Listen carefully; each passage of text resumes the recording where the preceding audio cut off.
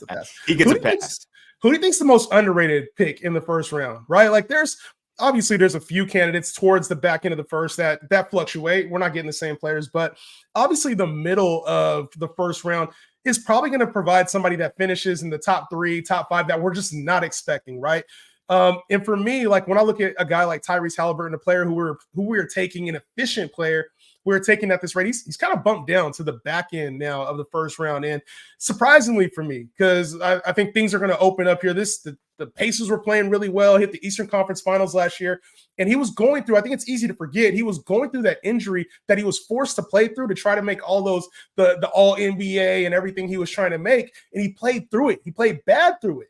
And that's not the Tyrese Halliburton we're used to seeing. If we get a full 82 or full closer to 75 out of Halliburton and it's all 100%, I mean, this is a guy that I think we're top 5. He's efficient, hits 3-ball, going to be top of the board when it comes to assists.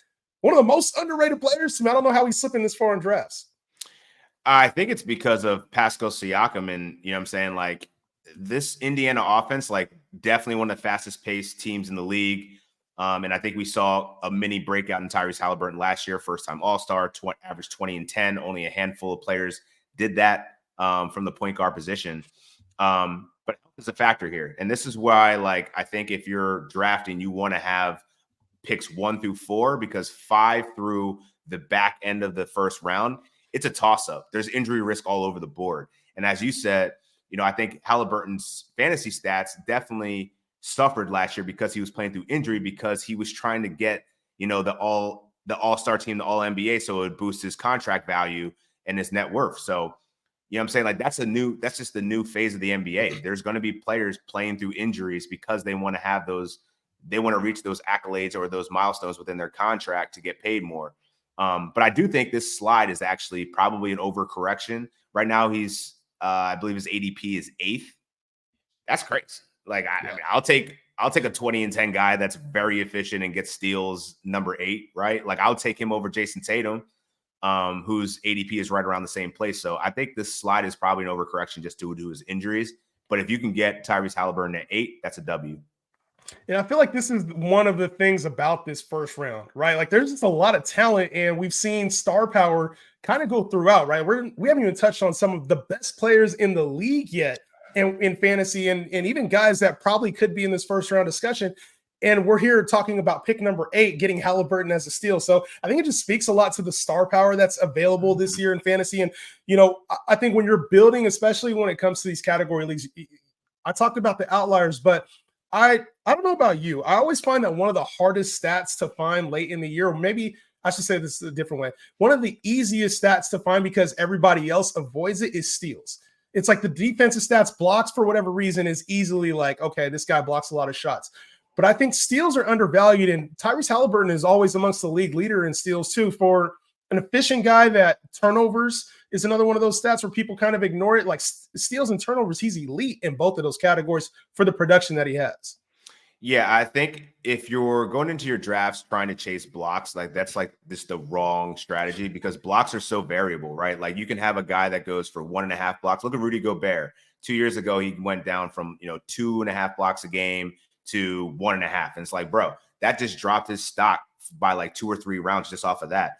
The way that the model or the algorithm that's used to make these rankings just prioritizes steals and blocks so much higher. So that variance is so hard to predict year over year. But with steals, though, you can at least look at deflections. You can kind of see some trends in data that looks like, all right, was this guy actually a good defender? Is he in the passing lanes? Is he active?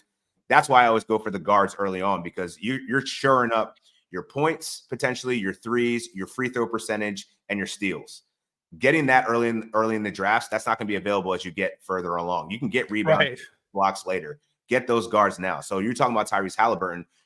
There's a very good chance you can be able to pair up Tyrese Halliburton with James Harden in the second round, with LaMelo Ball in the second round, Fred VanVleet maybe in the third round. You're just looking good at that point. You know what I'm saying? From like a foundational base, and then you can go heavy on the bigs as the draft goes on. So yeah, I'm definitely a firm believer in getting the guys that get the steals, threes, assists, points, which all tend to be point guards.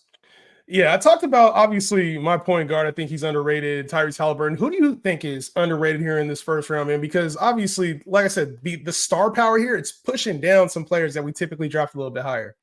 I think Joel Embiid. It's got to be Joel Embiid. Per game basis, this man is top 3 every year. I get the injury concerns, but as I already stated, 5 through 12, you get all the same injury risk.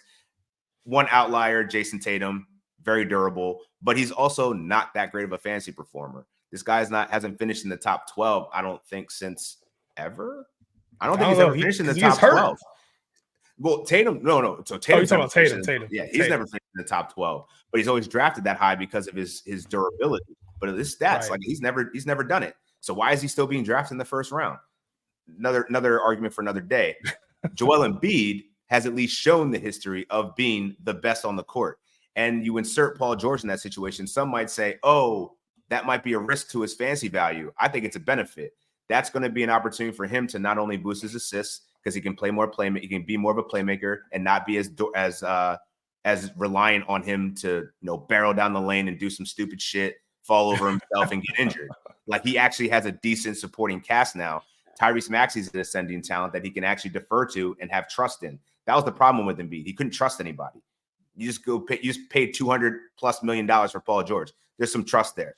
So, and he lobbied for him on national television to come through, and he finally did. So, like, this was something that was working in the background.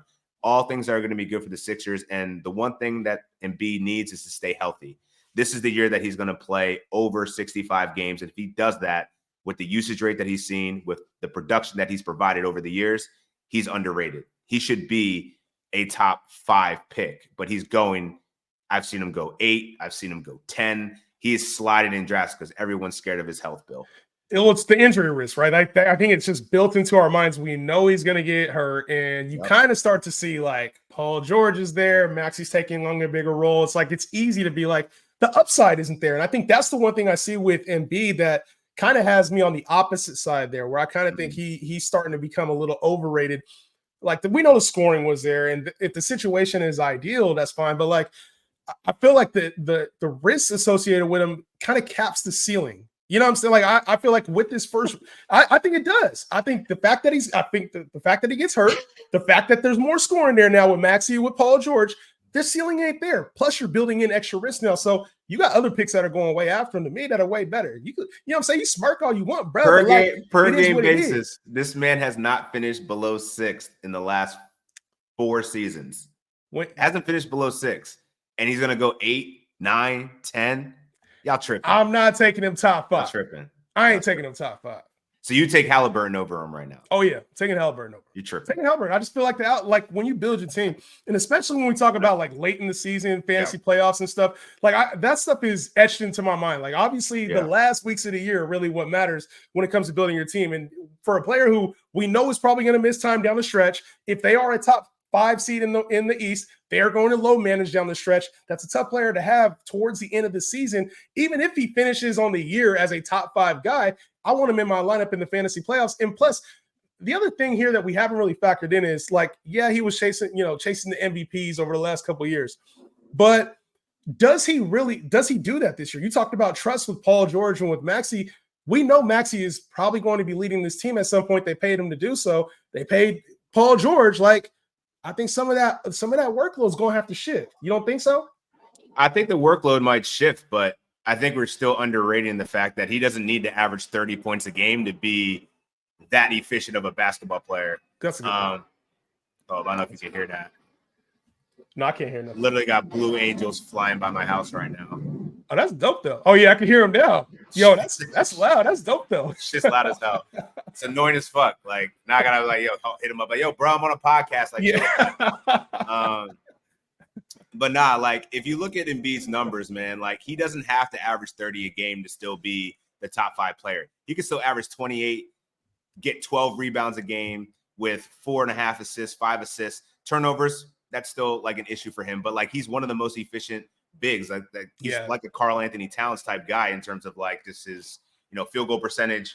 He can stretch the floor with threes. He's an 80% plus free throw shooter. I actually feel like it's just like, at this point, yeah, his usage might suffer a little bit, but he's still going to put up numbers. He's gonna put up numbers. We got the ceiling is the biggest concern that I have for him. Like, just how can he be a lock for a top 5? And I think there's so much risk built in there. But I get why you would say undervalued, because if things do work out, I mean, like you're talking about, just getting 80 plus on over 10 free throws a game, 88% free throw shooter. Like that's definitely a luxury to have at the last point to that. Yeah. Is he still going to be the offensive hub for the Sixers?